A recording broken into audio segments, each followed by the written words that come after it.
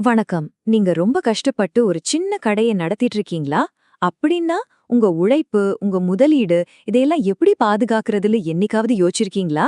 வாங்க, இன்னைக்கு நாம ஷாப்கீப்பர்ஸ் இன்சூரன்ஸ், அதாவது கடை உரிமையாளர் காப்பீடு பத்தி ரொம்ப சிம்பிளா, தெளிவா தெரிஞ்சுக்கலாம். இது உங்க மாதிரி பிசினஸ் பண்றவங்களுக்கு ஒரு சூப்பரான பாதுகாப்பு கவசம்னே சொல்லலாம். ஒக்கசாரி யோசிச்சு பாருங்களேன். திடீர்னு ஒரு தீ விபத்து நடக்குது, இல்லனா ராத்திரிக்கு ராத்திரியா ஒரு திருடு போயிடுது. ஏன், ஒரு எதிர்பாராத மழை வெள்ளம் கூட போதும், நம்ம வருடக்கணக்கான உழைப்புல கட்டின கடையோ ஒரே நாள்ல புரட்டி போட்டுரும். இந்த மாதிரி ஆபத்துகள்ல இருந்து நாம எப்படிதான் பாதுகாத்துக்க போறோம், அத பத்தி தான் இன்னைக்கு பார்க்க போறோம். சரி, இந்த முழு விளக்கத்திலையும் நம்ம என்னென்ன பார்க்க போறோம்னா, முதல்ல இன்சூரன்ஸ் எதுக்கு தேவைன்னு ஆரம்பிச்சு, அது யாருக்கெல்லாம் பொருந்தும், அதுல என்னெல்லாம் கவர் ஆகும், ஒருவேளை பிரச்சனைனா எப்படி கிளைம் பண்றதுன்னு எல்லாத்தையும் படிப்படியா ரொம்ப தெளிவா பார்க்க போறோம். ஓகே, வாங்க முதல் பகுதிக்குள்ள போகலாம்.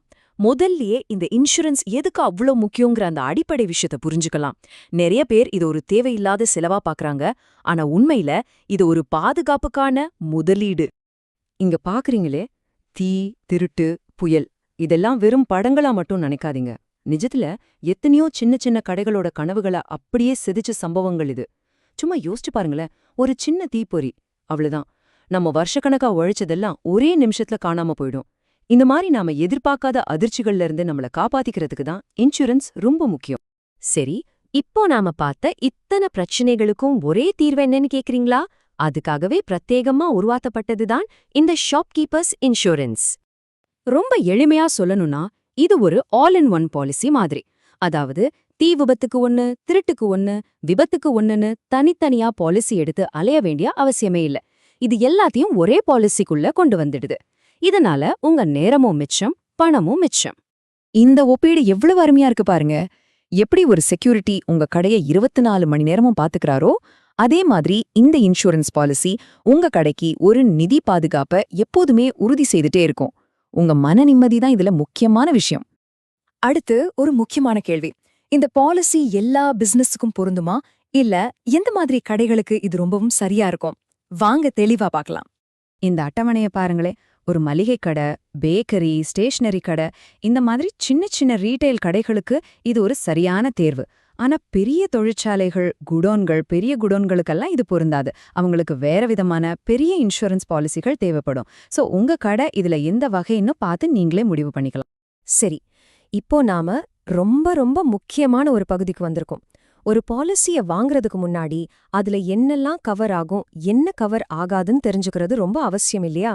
இந்த சார்ட்டை பாருங்க. இந்த இன்சூரன்ஸ் வெறும் தீ விபத்துக்கு மட்டும் பாதுகாப்பு கொடுக்கல. பாருங்க, தீ மற்றும் மத்த சேதங்களுக்கு 40% பாதுகாப்பு இருக்கு.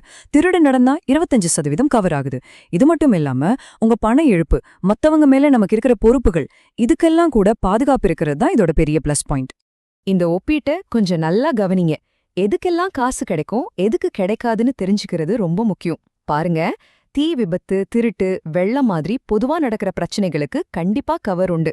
ஆனா போர் மாதிரி ரொம்ப பெரிய விஷயங்களுக்கோ இல்ல நீங்களே வேணுனே உங்க கடைக்கு சேதம் பண்ணா அதுக்கு காப்பீடு கிடைக்காது. அதே மாதிரி சும்மா தேஞ்சு போறதுக்கெல்லாம் கிளைம் பண்ண முடியாது. இந்த விஷயத்துல நாம தெளிவா இருந்தா பின்னாடி கிளைம் பண்ணும்போது எந்த ஒரு சிக்கலும் வராது. சரி, இப்போ ஒருவேளை துரதிருஷ்டவசமா ஏதாச்சும் ஒரு அசம்பாவிதம் நடந்துட்டா இன்சூரன்ஸ் பணத்தை எப்படி கிளைம் பண்றதுன்னு பார்க்கலாம். இந்த ப்ராசஸ் ரொம்ப கஷ்டம்னு நிறைய பேர் நினைப்பாங்க, ஆனா உண்மையில அது ரொம்ப சிம்பிள். பாருங்க, மொத்தமே 4 ஸ்டெப் தான். இதுல நீங்க செய்ய வேண்டிய முதல் மற்றும் முக்கியமான விஷயம், சம்பவம் நடந்ததும் ஒரு நிமிஷம் கூட தாமதிக்காம உங்க இன்சூரன்ஸ் கம்பெனிக்கு ஃபோன் பண்ணி விஷயத்த சொல்லிடணும். அதுக்கப்புறம் அவங்க கேட்குற டாக்குமெண்ட்ஸ் எல்லாம் கொடுத்துட்டு அவங்க அனுப்புற சர்வேயருக்கு முழு ஒத்துழைப்பு கொடுத்தாலே போதும். இறுதியா ஒன்னு சொல்லிக்கிறேன், இந்த இன்சூரன்ஸுங்கிறது வெறும் பண சம்பந்தப்பட்ட விஷயம் மட்டும் இல்லைங்க. இது உங்களுடைய பல வருஷ கடின உழைப்பு, உங்க கனவுகள், இது எல்லாத்துக்குமான ஒரு பாதுகாப்பு. இந்த வரிகள் எவ்வளவு உண்மையானது பாத்தீங்களா? ஒவ்வொரு மாசமும் நீங்க கட்டுற பிரீமியம் ஒரு செலவு கிடையவே கிடையாது. உங்க பிசினஸ் எந்த ஒரு தடையும் இல்லாம தொடர்ந்து ஓடுறத உறுதி செய்யற ஒரு முக்கியமான முதலீடு அது. இதோட அல்டிமேட் பெனிஃபிட் என்ன தெரியுமா? மன அமைதி. ஐயோ நாளைக்கு என்ன ஆகுமோங்கிற அந்த கவலையே இல்லாம உங்க வாடிக்கையாளர்களுக்கு எப்படி இன்னும் நல்ல சர்வீஸ் பண்ணலாம், உங்க தொழிலை எப்படி அடுத்த லெவலுக்கு கொண்டு போலான்னு நீங்க முழுசா கவனம் செலுத்த முடியும்.